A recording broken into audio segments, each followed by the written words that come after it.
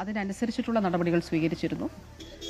അപ്പോൾ ഇന്നലെ നിങ്ങളെല്ലാവരെയും അറിയിച്ചതുപോലെ 175 പേരാണ് സമ്പർക്ക പട്ടികയിൽ ഇപ്പോൾ ഉള്ളത്. 13 സാമ്പിളുകൾ പരിശോധിച്ചത് നെഗറ്റീവാണ്. അതിനുശേഷം ഇന്ന് ഹൈ റിസ്ക് കാറ്റഗറിയിൽ ഉൾപ്പെട്ടിട്ടുള്ളത്, അതായത് ഹയസ്റ്റ് റിസ്ക് ഉള്ളതായിട്ട് കണ്ടെത്തിയിട്ടുള്ളത് 26 പേരെയാണ്. അപ്പോൾ നിപ്പായെ സംബന്ധിച്ചിടത്തോളം, നിപ്പ വൈറസ് രോഗബാധയെ സംബന്ധിച്ചിടത്തോളം തീവ്രമായ രോഗലക്ഷണങ്ങൾ ഉണ്ടാകുന്ന സമയത്താണ് രോഗവ്യാപനം ഉണ്ടാകുന്നുണ്ടെങ്കിൽ അതിനുള്ള സാധ്യതയുള്ളത്. അപ്പോൾ 8-9 ദിവസങ്ങളിലാണ് ഏറ്റവും കൂടുതൽ തീവ്രമായ രോഗലക്ഷണങ്ങൾ ഉണ്ടായിരുന്ന ദിവസങ്ങൾ, 7, 8, 9. അപ്പോൾ ആ ദിവസങ്ങളിൽ ഏറ്റവും ക്ലോസ് കോണ്ടാക്റ്റ് ആയിട്ട് ഉണ്ടായിരുന്നവർ, അവർക്കാണ് കൂടുതലായിട്ട് സാധ്യത ഉള്ളത്.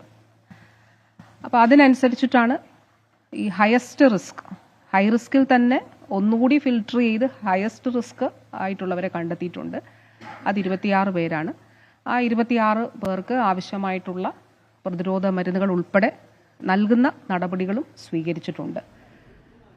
ഇതുമായി ബന്ധപ്പെട്ട് ഇതിനോടകം തന്നെ പറഞ്ഞിട്ടുള്ളതുപോലെ പൊതുജനാരോഗ്യ പ്രവർത്തനങ്ങളുടെ ഭാഗമായി ഫീൽഡിൽ മെഡിക്കൽ ഓഫീസർ ഉൾപ്പെടെ മറ്റ് പൊതുജനാരോഗ്യ പ്രവർത്തകർ ഉൾപ്പെടെ ആശമാർ വരെ അവർ നടത്തിയൊരു ഇടപെടലിൻ്റെയൊക്കെ ഭാഗമായി അന്ന് തന്നെ 8-ാം തീയതി തന്നെ അവിടെ ഫീവർ സർവേ നടത്തിയിരുന്നു. അപ്പോൾ ഇത് സംബന്ധിച്ച് നിലവിൽ ആശങ്കപ്പെടേണ്ട സാഹചര്യമില്ല. ഒരു രോഗവ്യാപനമില്ല എന്നുള്ളത് ഉറപ്പാക്കുന്നതിന് വേണ്ടിയിട്ടാണ് നമ്മൾ ശ്രമിക്കുന്നത്. രണ്ടാമതൊരാൾക്ക് രോഗമുണ്ടോ, ഉണ്ടെങ്കിൽ അത് നമുക്ക് കണ്ടെത്തേണ്ടതായിട്ടുണ്ട്. രോഗവ്യാപനം തടയേണ്ടതായിട്ടുണ്ട്. അപ്പോൾ അതിനു വേണ്ടിയിട്ടുള്ള പരിശ്രമമാണ് ഇപ്പോൾ ആരോഗ്യ വകുപ്പ് നടത്തുന്നത്. അത് മലപ്പുറം ജില്ലാ ഭരണകൂടത്തിൻ്റെ കൂടി നേതൃത്വത്തിൽ മറ്റു വകുപ്പുകളും പോലീസിൻ്റെയൊക്കെ സപ്പോർട്ട്. നമുക്ക് ചില കോണ്ടാക്ട്സ് ഒക്കെ ട്രേസ് ചെയ്യാനായിട്ട് ചില പ്രശ്നങ്ങൾ ഉണ്ടായിരുന്നു. അതായത് എവിടെയൊക്കെ പോയിട്ടുണ്ട് എന്നുള്ളതും അതോടൊപ്പം തന്നെ ആ പോയപ്പോൾ ആരൊക്കെ ഉണ്ടായിരുന്നു എന്നുള്ളതൊക്കെ സംബന്ധിച്ച് ഒരു നേരിട്ടുള്ള അന്വേഷണത്തിലൂടെ കിട്ടാത്തൊരു സാഹചര്യം ഉണ്ടായിരുന്നു. അതുകൊണ്ട് മൊബൈൽ ടവർ ലൊക്കേഷനും അതോടൊപ്പം പോലീസിൻ്റെ സഹായത്തോടു കൂടി സമ്പർക്ക പട്ടികയിലുള്ളവരെ, ഉൾപ്പെട്ടിട്ടുള്ളവരെ കണ്ടെത്തുന്നതിന് വേണ്ടിയിട്ടുള്ള ശ്രമമാണ് ആരോഗ്യ വകുപ്പ് നടത്തിയിട്ടുള്ളത്.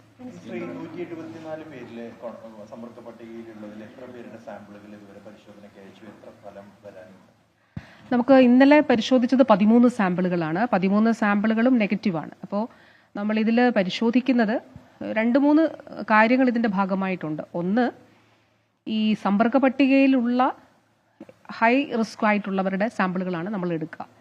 ഇനി സമ്പർക്ക പട്ടികയിലുള്ള ആർക്കെങ്കിലും, അതിൻ്റെ ഒരു സെക്കൻഡറി കോണ്ടാക്റ്റും ആകട്ടെ, സെക്കൻഡറി കോണ്ടാക്റ്റിൽ ഉള്ളവർക്കും രോഗലക്ഷണങ്ങൾ ഉണ്ടെങ്കിൽ എല്ലാവരുടെ സാമ്പിളും എടുക്കും.